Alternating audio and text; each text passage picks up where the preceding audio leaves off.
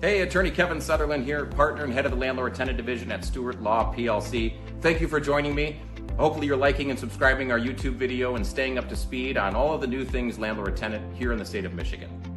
We do have some new information coming your way. Governor Whitmer recently signed Senate Bill number 205, 206, and 207, which take effect here in Michigan, April 2nd of 2025. That's this year coming up. Don't get sued.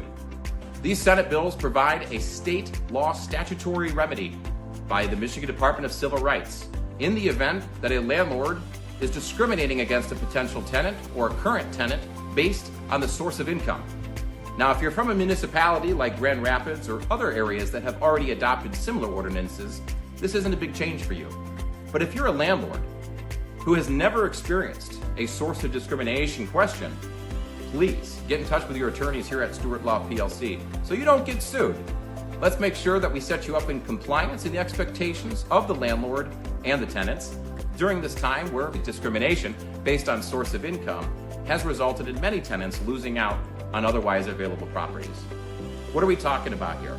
We're talking about Section 8 Housing Choice Vouchers. We're talking about other government rental assistance programs. We're talking about any source of income whatsoever. If a tenant is otherwise qualified to rent from you, but for a source of income that you may or may not approve of, it is irrelevant and discriminatory should you take any action both for or against or adverse, particularly against a tenant. I know all you landlords out there want to do the right thing by your tenants. Don't get sued.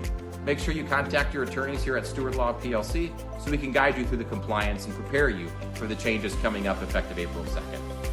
You may have certain questions like, am I required to accept a Housing Choice Voucher payment? Or do I have to sign a HAP contract? Or how does this housing assistance payment or HAP contract alter my rights and obligations as a landlord under my current lease?